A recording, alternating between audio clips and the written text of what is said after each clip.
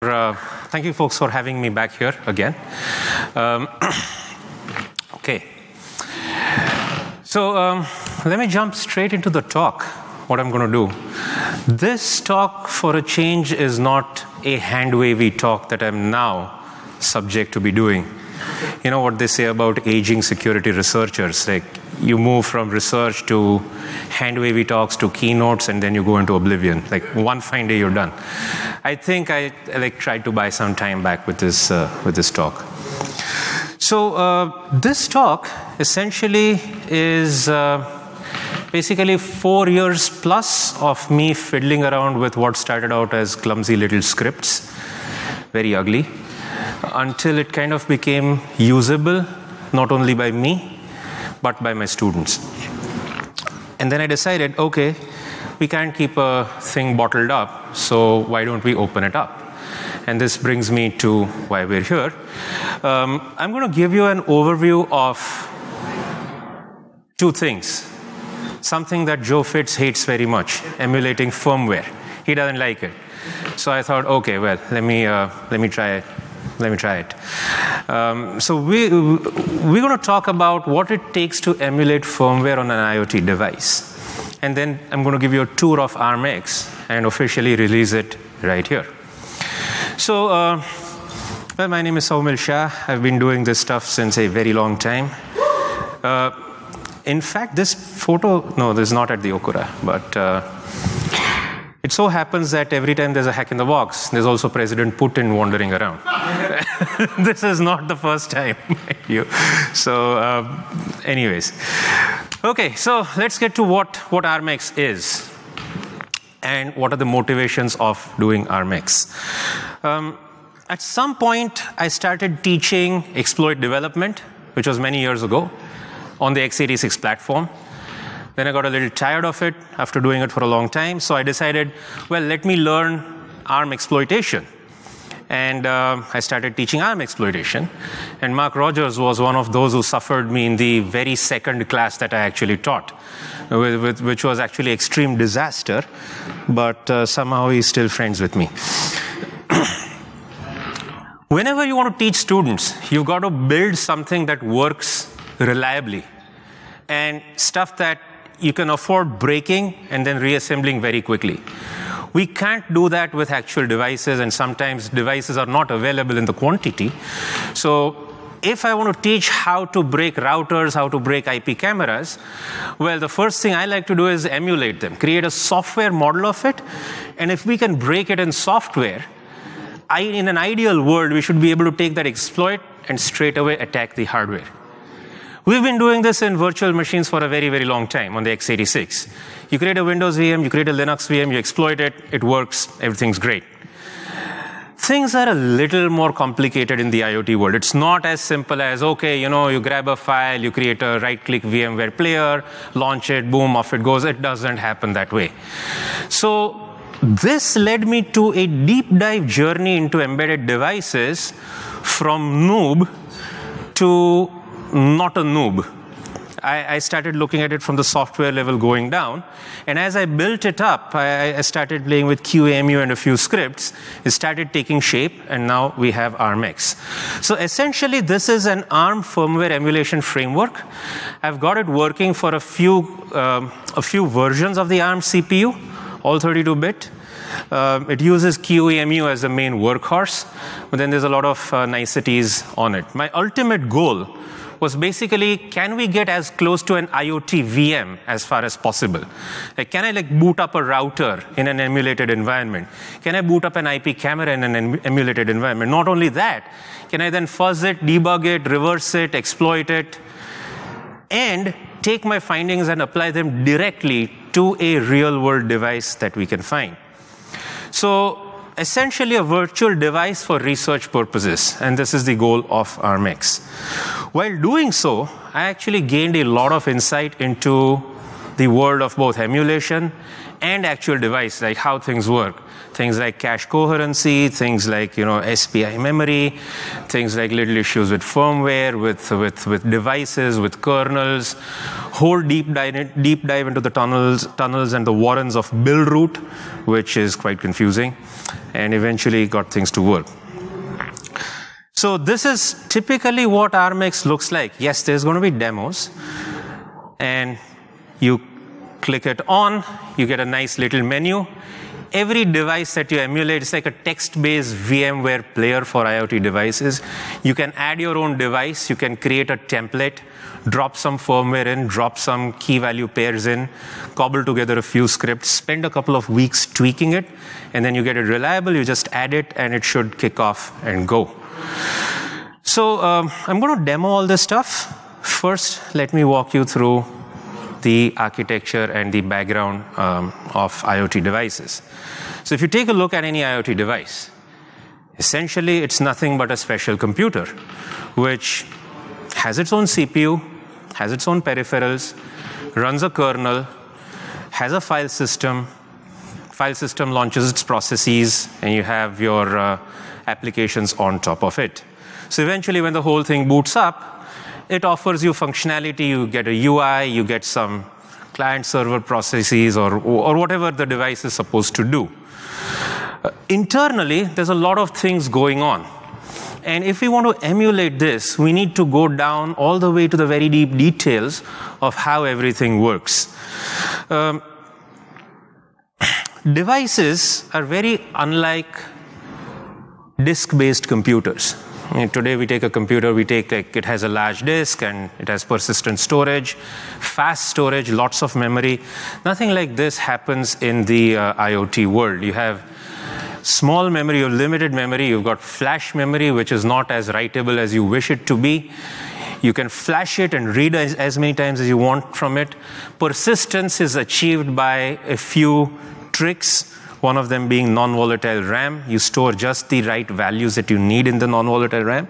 And the entire system is built to basically boot off from nothing. Everything lives in the RAM disks. So when you power on your Linksys router, the lights blink and they keep blinking for quite a few, almost like a minute or so until the whole thing comes up live. And there's a lot of background work that's going on. And I'll explain you the process of how devices start up, and then we'll talk about how what it takes to emulate each one of these. I'll give you a tour of the components, and hopefully the demos work. So if we consider the boot up process of any device, you start with the hardware, the system on chip. Along with the SoC, you have flash memory, and there's firmware that is living on the flash memory. It's been flashed by the manufacturer, or you can flash it during an update process yourself. The flash memory is typically called, is an MTD device, memory technology device, which contains three things. It contains, at a bare minimum, it contains the bootloader, it contains a kernel, and a compressed file system that it's going to use. And parts of the MTD also are mapped to NVRAM, that is non-volatile RAM, which stores the essential configuration details for the device. So this is basically the device in power off mode. When you power it on, the control kicks in, the CPU passes the control to the bootloader. The bootloader loads either it's like, say, Broadcom's common firmware environment or D-Link's loader or whatever you may have, or U-boot or a derivative thereof. The bootloader will then look at what partitions exist, what MTD blocks exist, and then it'll go and find the kernel. It's configured. The kernel kicks off. The kernel will do a further scan on the MTD blocks, find out where the root file system lives. It will then uncompress the root file system into RAM disk. Nothing is persistent on a device. Everything happens on a RAM disk. So you get it uncompressed into RAM disk. Once the thing is uncompressed, the kernel passes control to the init scripts, the user land. Now, the init scripts for every device are are a maze. They're like spaghetti code, like you won't believe. It's got clumsy scripts and errors and everything together.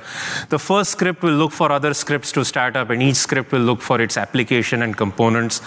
And what happens is, because there's no configuration persisting to begin with, these init scripts will then build up all the config files on the fly.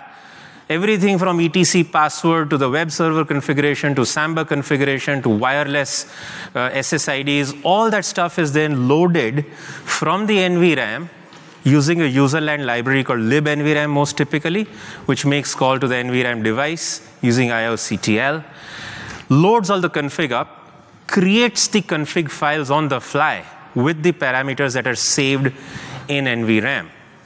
And once the config files are up, it starts invoking your various services like Samba, DNS mask, FTP, HTTP, whatever it's built with. And once the default services boot up, then your custom applications boot up on top of it, your admin interface or your streaming video or your wireless routing or DNS management or whatever the device is programmed to do. And at this point, the device is ready. One of the challenges in emulating this was to figure out basically how to deal with all the stuff in purple.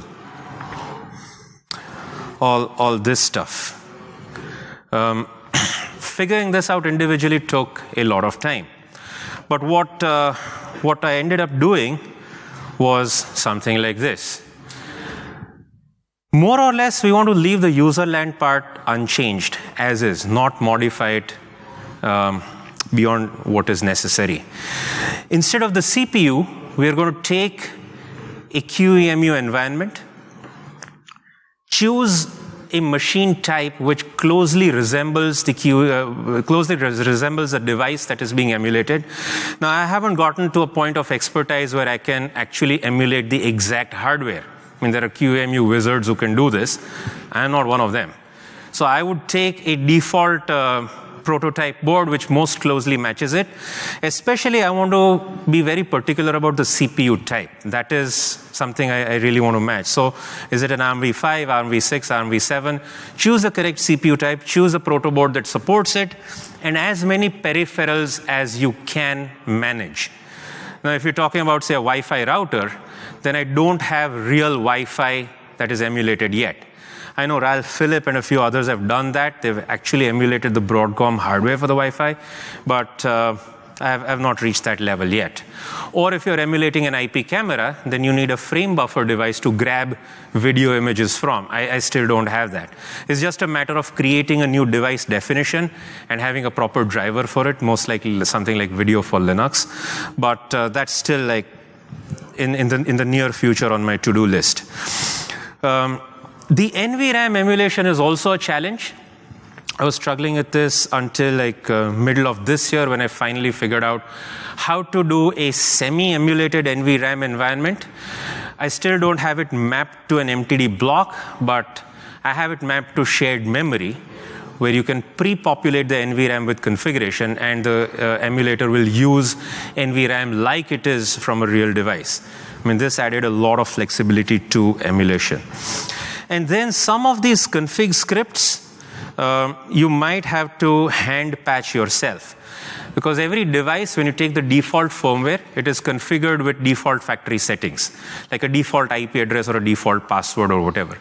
Now, by itself, it will run just fine. But let's say you wanted to participate on the network properly, then you may have to go and hand edit the IP address in some config scripts here and there. Once you do that, I mean, this process of R&D takes about a week for every new device that you want to play with. But once you've gone through that whole R&D process, the modifications are stable enough. And then what you can simply do is power on the QEMU. It will go and load the kernel. And the kernel will then go and work through the init scripts and hopefully get you the full thing booted up. So what you need to start with is you need to start with contents of the NVRAM. You have to get it somehow, and I'll explain how you can get it. You need to grab a kernel which most closely matches the kernel on the target device. Now remember, you can't do this without first playing with a physical device. You need the physical device to play with. You need to probe it somehow, figure out what the contents are, and then you can start emulating. You can't like just do it blind. Once you got a closely matching kernel, and I use buildroot to build all the custom kernels for this stuff, which not only match the CPU or the version number, but also, as far as possible, the kernel config settings. Now, some kernel configs are really, really crazy. Sometimes you may get lucky. You may get procconfig.gz and get a copy of the kernel settings from the device. Has happened. Or sometimes you're not that lucky. You have to guess what the config settings are, and that itself is a lot of work. Once the kernel is built, then you fix the config scripts. You have some drivers which will load, some drivers which won't load, unfortunately, because of missing devices. And then you create a chroot environment around the root file system. It's like, again, I know it's too complex. I'm going to show you this thing in a demo. I want to give you a roadmap of what's coming. And if everything goes right, the boot up process will go through with a few errors, but in the end, you will get stuff working, sometimes completely, sometimes partially. Like here, if you want to get the IP camera view on your iPhone, you can't because there's no video device. So it'll show you like gray squares instead of where the video is going to come. But you can still play with this virtual IP camera just as you would on a real device. You can do all the bug hunting you want, except for the video drivers. You can play with the admin interface. You can do web hacking. You can scan for backdoors. You can do dynamic tracing. You can do reverse engineering. You can fuzz this thing and get crashes on it. You can do exploit development on this camera itself and literally take the exploit as is and target it on a real IP camera. If all the emulation is correct, then it should work with zero modifications. And that was the goal that I set out with. So now let me show you the startup process. We initially start with the QEMU and the limited hardware and a custom kernel.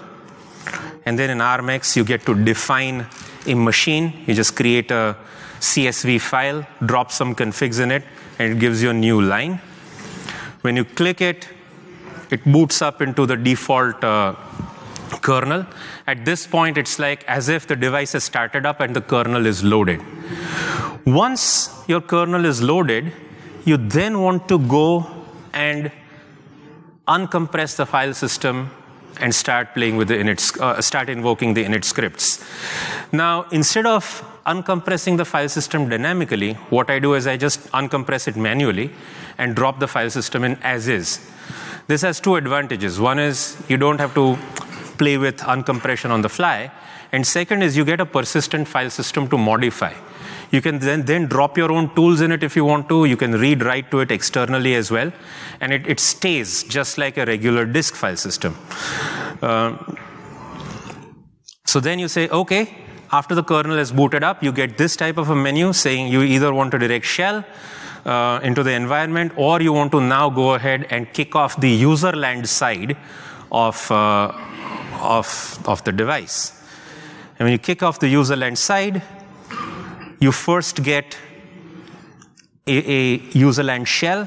Here's a screenshot showing you this is the processor type that I'm emulating. This matches the one that is on the IP camera, and the kernel version closest to the one on the IP camera. Unfortunately, the one on the IP camera kernel version was way older than this, and buildroot simply would just not build the kernel, just crash out with GCC errors, and I could not play with the make files then. Once this is done, then you look for the first init script and kick it off, and then a chain reaction will start. The first init script will kick off the second init script, and the second will kick off the third, until you start getting to a point where all your services are essentially loaded and running. Sometimes you might give an error, like this one showing that you can't open up video codec because there's no video hardware in there. That's okay. Sometimes errors don't affect the rest of the components. And once things boot up, you actually get a very workable version of the device. So let's start seeing how, let's start taking a look at ARMX. This is where the demos have to work. Okay. So here's ARMX. I'm going to give you a quick tour of ARMX. There's a lot of confusing stuff in there, so I'm not going to go into all those details. I'm going to do a proper documentation on the website for you to follow. This is basically a regular Linux VM, and there's a folder here called ARMX, which essentially contains it contains all the definition, it contains all the loaded firmware. I've been playing with this in my work environment. I use this for actually pen testing customer devices. I've been using this in my classes. Students have found 4 days using this approach. Like one of my students found a 0 day in the Netgear R6250. Another one found the IP camera that I'm going to demo. There's one on the Cisco, which somebody else found, not my student. But and then a couple of 0 days are still unreported.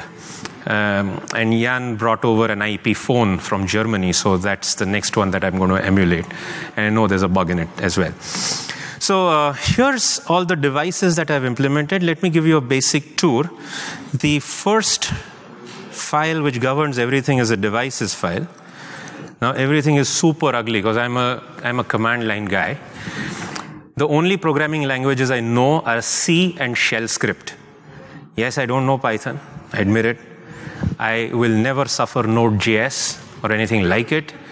Exterminate all that if I can get a chance. No JSON, no XML shit for me, nothing of that. Good old CSV files, comma-separated variables. Every row contains a device definition. If you don't have something, comma, comma, comma, until you have something, right?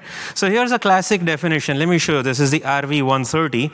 This is a Cisco router that I emulated. The first one is just the device ID. Then here you see which QEMU board you want to use. This is a RealView emulation board. The CPU is ARM11 MP core. There's no DTB file. Uses 128 megs of RAM.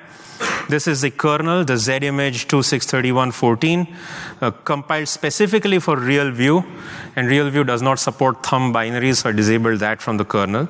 This kernel thing took a while. And then here you have some file system, like what is the emulated SD card, and these commands, eventually these commands are the default for the kernel to start with. So your root device is in MMC block 0 and so on. Let me give you a tour of the actual device. So now if you go into this RV directory, you always have these files. You'll have a config file which contains further definitions about the device. So let's say you want to emulate one, you'll create a template, you'll create a config file. The config file tells you where the ini file is, where the root file system is. Do you want to enable ASLR, yes or no? Actually, on the Cisco router, there is no ASLR enabled. But if you want to play with it, you can do that. And this is the init scripts to fire off. I'll show you the ini file, the NVRAM file. These are the settings that are persisted in the NVRAM of the Cisco router. You can grab them using 2 or 3 different techniques. But these are all the config settings that it needs, including passwords, IP addresses, and such. Now, some of the things you may need to fix here would be stuff like this. This IP address is not the default one, but I have modified it because I need to make it work with the IP address of my VMs. So like a couple of modifications like this is what you need. And then let me show the kernel. So here's the kernel. This is compiled from build root. That's its own process of defining the kernel and compiling it. The root file system, this is basically the extracted compressed file system from the Cisco router. You grab it, you uncompress it, and this is basically all the files, devices, and the entire thing that comes from the firmware is dropped into this root FS. You need this part as well. And then lastly, there's a script called run init, which does a few things like creates a started thing, It parses the config file, preloads the NVRAM into the shared memory, and then it invokes the chroot and starts off all the init scripts of the router. So, I'm hoping it works, yeah? Let's give it a shot. So I'm going to click this on. Oh.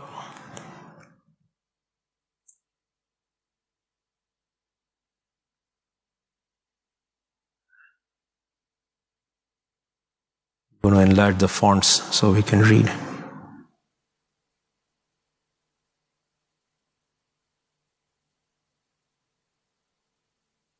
Very good. So here we are. We load the Cisco Wi-Fi router. Click it. The kernel boots up. This is kernel 2.6.31 compiled with build root. Although it gives you a login prompt, I'm going to leave this console alone.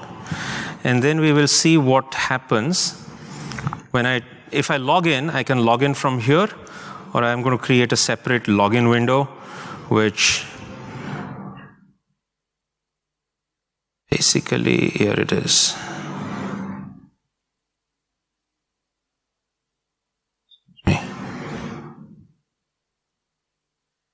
Yeah, so with the login window, I can say, okay, so let's start the router.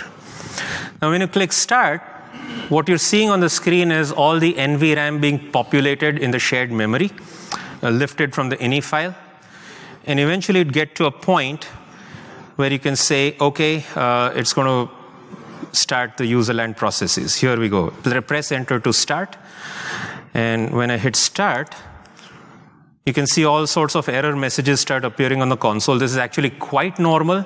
Some error messages are genuine. Even they also happen on the actual console of the Cisco router.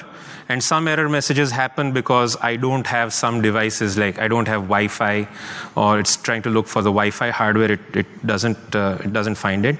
Like you can see, it's no device present at something. But it still eventually goes through. And if I open up another terminal to look into what's happened.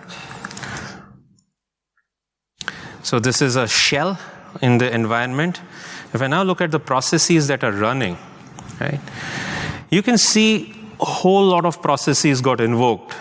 So here's a pre-init process, and there's rogue AP detect, CPU use, HTTPD, network attached storage, WWAN, wireless WAN management, WAN info, its own SSH daemon, and whatnot. So all this stuff got started up. And if I now open up a browser and try and open the IP address, you can even see that it's pulling out the values dynamically, or trying to. You actually get a login prompt on a Cisco device that doesn't physically exist. And when you log in, here you have a fully virtually functional Cisco router. You can go in and play with all these settings. You can now use Burp Suite to hack the hell out of this. You can now use Frida or whatever you want. You can use a fuzzer.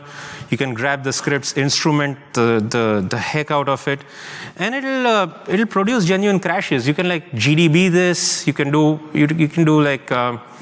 all sorts of fun stuff with it. And this is a great tool for anyone to start learning about IoT devices, IoT hacking, IoT security, and whatnot.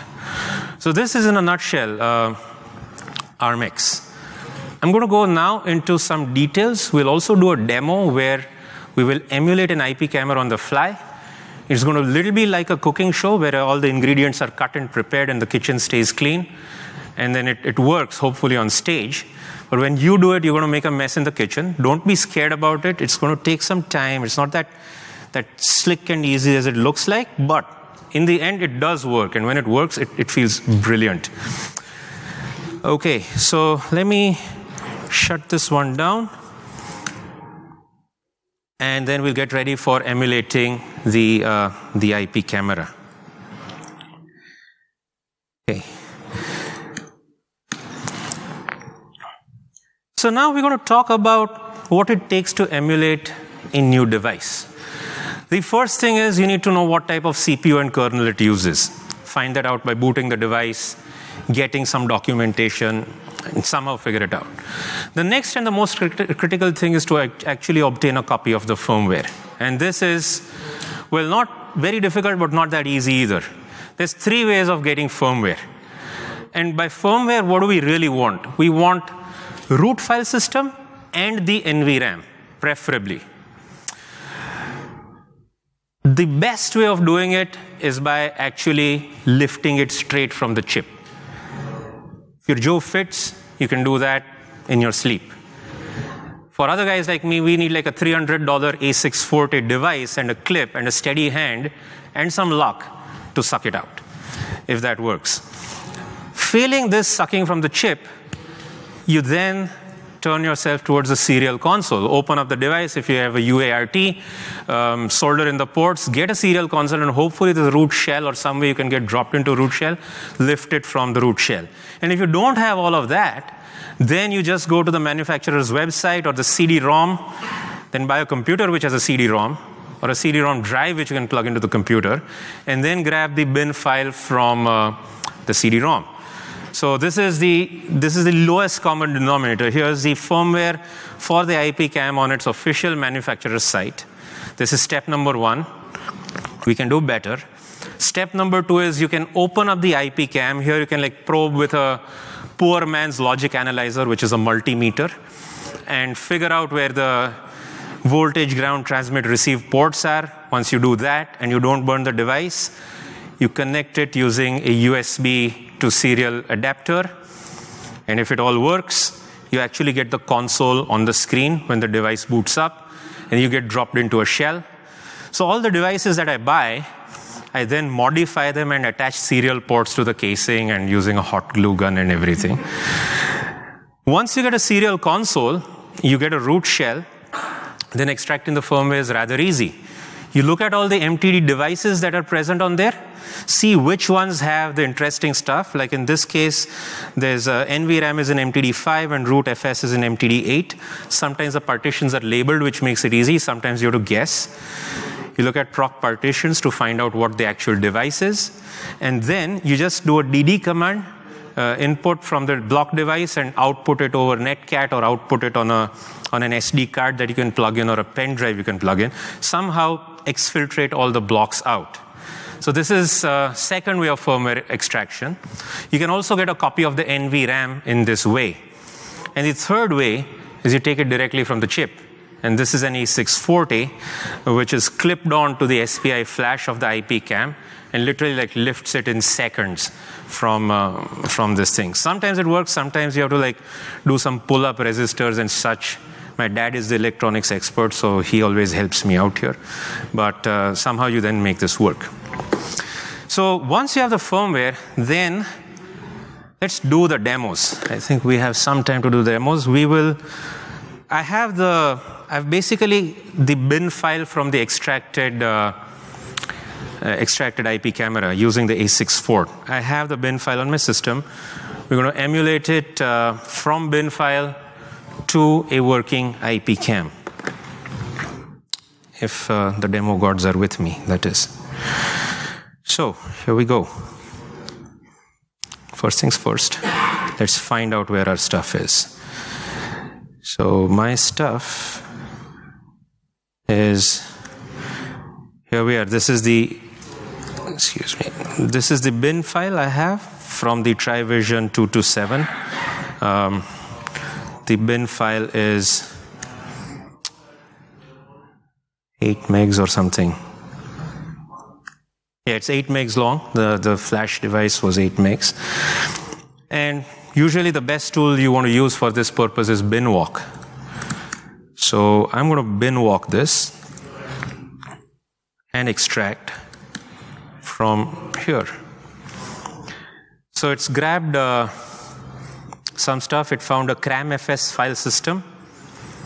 And now it's created a new directory, which you can see over here, the extracted directory. And in this extracted directory, you have some config files. It doesn't use NVRAM, but it uses something called sys.conf. So So here's sys.conf from the configs. And this will tell you how the configuration goes, like what are the devices, what are the channels, some screen definitions. Here are some DNS servers and MAC addresses. This is the IP address. So things like this are defined in the config. Once you get the file system, you'll have to play with this for a week or so. You have to study it in and out, what's in there. What we really want is this one, the CramFS root. If you look at the CramFS root, this contains the extracted file system, uncompressed file system contents from the IP camera's MTD block. And I'm going to copy, I'm going to move this CramFS root to ARMX in the camera definition right here. So let's say we grab this, we put this there. Let's now go to the camera definition. We will ignore this root fs. It's the pre-extracted root fs. We will use this one that we did just now, CramFS root. So I'm going to modify the config file. Say my new root fs is CramFS root, if I can spell properly. And no ASLR. These init commands I found by playing around with the device. Like it ideally has a frame buffer device, which is the ABS628, the ANBash 628 device. I don't have it, so I just touch and create a fake device file. It seems to allow the other scripts to run. And then this is the this is the first script that runs, and this is the second script that runs. How do you find out which are these scripts? Well, when you do the first serial console, you see this stuff booted up. You see it from the console messages. You can figure out what boots first and so on. And then in the end, I just want to get dropped into a shell. So these are the init commands. Now, I need to make some changes. So if I go to CramFS root, what I need to do is change the IP addresses. I go to etc default, and here is sys.conf. I'm going to play with this.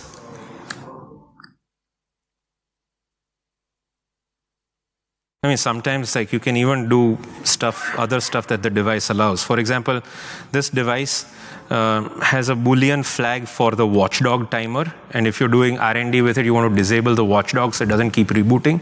You just go and turn off the watchdog for these things. Just set them off as disabled, and makes life easier for you. Here we go. Where is that IP address thing gone? Come on.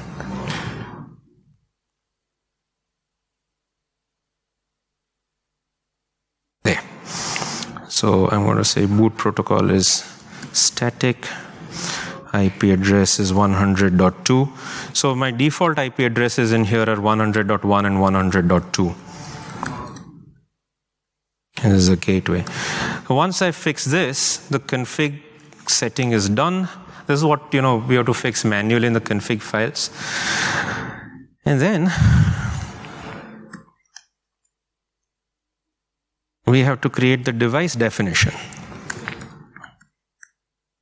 This last line that is commented out, I'm going to uncomment it. So this is going to add a new entry to ARMX with any luck. Okay, let's see if this works. Okay, click the launcher. Oh yay, the IP camera is listed on there now. Click it on. The kernel gets booted. Yes, great. Thank you. Let's get dropped into the first shell. I'm going to start the IP camera. There's no NVRAM, so we just say click to start. Some errors. Keeps going through. You get BusyBox, some more errors. Here, the web server is started. This is what, and some of these won't open. The encoder and the frame buffer devices don't open. But if I look now, here I have a shell on the console If I do a cat proc CPU info, it is running the same hardware as the actual IP camera is. If I enumerate the processes, you can see that all this stuff, the NV control, the iNet DTCP, HTTP client, task manager, all these are built-in processes of the IP camera. And here's a web server. So first, let's do a test if the web server works. And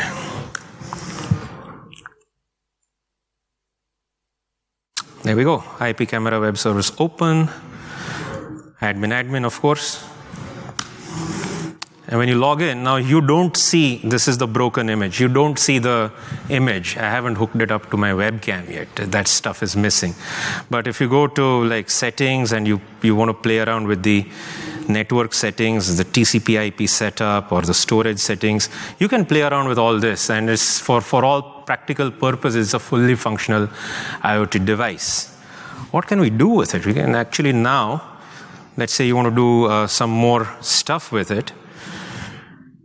Let's see, there's some time remaining. Let me open up a shell. This is a userland shell on the ARMX environment. This is not inside the device, not in the chroot environment. This is outside it. But here I can actually use a lot of tools. I can now use a lot of tools. I can use strace to trace what the device is, what the binaries are doing, ltrace. I can check the process memory layout. And I have made sure that the proc file system is shared with these. If I want to inspect the mem space of this PID, cat proc 572 maps. This is the virtual memory layout of the web server. This actually matches exactly with what you find on the IP camera. So now if I want to develop an exploit for this, if I develop an exploit on this one, it's going to automatically work on the IP cam. And this is actually what I use for all exploit development. So if I want to now trace what happens here, let's say we want to put a GDB on this. I have all these tools loaded in the outer environment of ARMX. I have strace, ltrace, GDB server, a few other tools, like all your bin utils are on there. I'm going to load this, double attach GDB server to it. It's listening on this port. And now I'm going to attach, use a multi-architecture GDB on x86 and connect it to the remote target.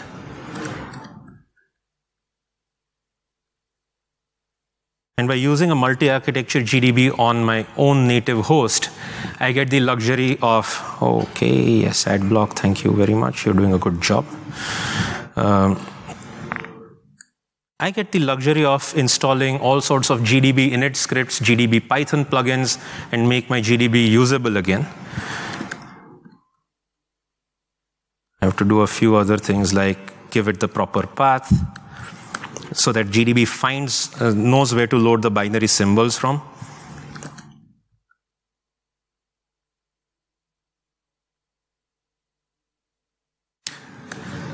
And with this stuff, basically you can attach to the remote GDB. The remote host is attached. All your it is waiting at, I think it's waiting in access or something. It's like waiting at a syscall. If I now look at the VM map over here, it's attached to the right process, user bin webs. I can now continue. And the web server will be running. Let's try and crash it and see what happens here. So, sure, just let's say you're fuzzing it or you're playing with it or you're trying to develop some bugs. Here's a proof of concept crash that actually came from burp fuzzer. You have a very large HTTP request which is going to blow the web server up. Now, testing this becomes dead easy. Testing this with a debugger on the actual hardware is very, very difficult for a guy like me. Testing it on this instrumented thing, a virtualized environment with real GDB server dropped in, straight away. So here we go. We run the attack. We actually get a crash. And you control the program counter register with AAA something. And what you have at hand is a perfectly functional stack overflow. And not only that, you can actually write a full exploit for this. The web server stopped, so I'm going to go and run the web server again. Because there's no more webs running, the process dies. I'm going to run it again. And this time we will attack it. Here's my final exploit with shellcode to invoke telnet on the remote device. So once I run this, a telnet will be started. There's actually no telnet running here.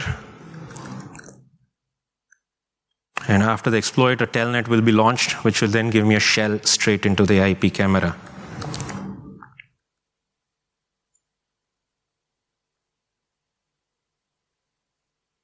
Here we go. It's given you an error, but if now you do this, here's telnet D that is just freshly launched from the exploit. And you connect on telnet, you get a shell straight away. So you can use this for all sorts of purposes, for testing, fuzzing, web hacking, binary exploitation, reversing, whatever you want to imagine will now be possible. The overall architecture of ARMX, it's basically using QEMU. I'm using NFS to share the ARMX directories between the QEMU and the host system as well. So good old NFS, I haven't monkeyed with it ever since my son Solaris days, but it came in very handy to create the concept of a shared folder from host to guest. And then a whole bunch of scripts and a few little tools, custom kernels. All this is going to be released. I had hoped to get the website up tonight. Last night, I couldn't. So watch this space, armx.exploitlab.net. Watch for an announcement from me. And I'm not just saying this, I'm saying it with a timeline. Before or on 23rd of October 2019, you will have this out there. So with that, this brings me to the end of my talk and my demo. The floor is yours for any questions, comments, anything that you may wish. You may ask me questions straight away, or if you prefer to use Slido, you may ask in the box. Joe. Can you do any MIPS platforms? Is it just a matter of QEMU swapping out for the MIPS QEMU, or is there a lot more dependencies to ARM stuff? So next on the roadmap is MIPS. Basically anything that QEMU system something can do, this thing can do it. So ARM is something I've been working on for a while and I'm familiar with it. MIPS is on the roadmap. I'm already working with one POC on MIPS, and I can't see why it can't be extended to a PowerPC platform or whatever. Whatever QEMU can run, we can use this. And are you using GDB running inside the environment, or are you using the GDB built into the QEMU? Question about GDB. No, the GDB is not the QEMU built-in GDB. So there's two environments to ARMX. When you boot the kernel, you just can't boot the kernel by itself. You have to boot it with an existing root file system. So this is, the kernel is built with build root. The root file system is also built with build root. And GDB, I've basically built GDB along with build root. So that's the GDB from build root. When you invoke the init scripts, they run in a chroot jail. So the GDB from build root is debugging everything in the chroot jail. And when you download it, and when I make it public and you download it, you'll see the mount commands to basically remount the proc file system, sys file system, and the dev tree across from the chroot to, or rather from the build root to the chroot. So the chroot and build root share the same procfs and dev tree, which makes debugging straightforward on those. Yeah, and you can drop in anything you want on that. It's not limited to just the GDB. Other questions?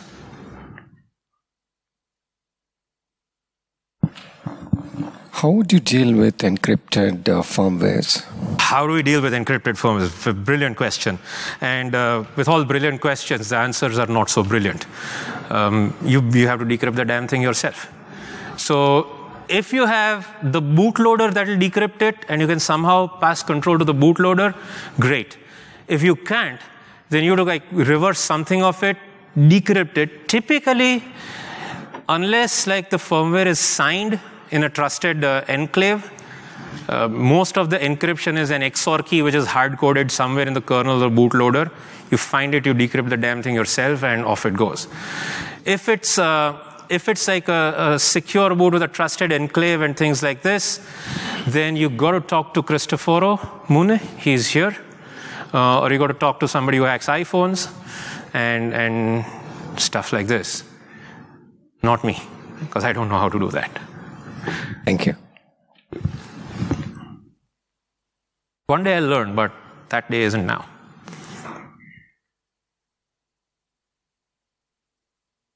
Any other questions? Slido stuff. I want to give a big shout out first to Dr. Quinn, who's sitting right here, Dr. Quinn and X-Swings. They are working on a very different approach to instrumented emulation using their new framework called Chilling, which they've also released. And the stuff they've been doing is quite different, a lot brilliant than this.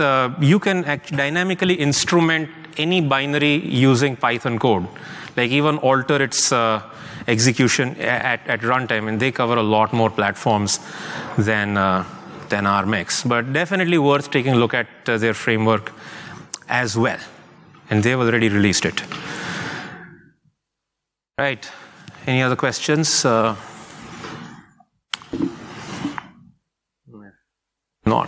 No more questions? Thank you very much for your time. Thank you very much for your time and attention, and enjoy this mega cybersecurity festival. Thank you.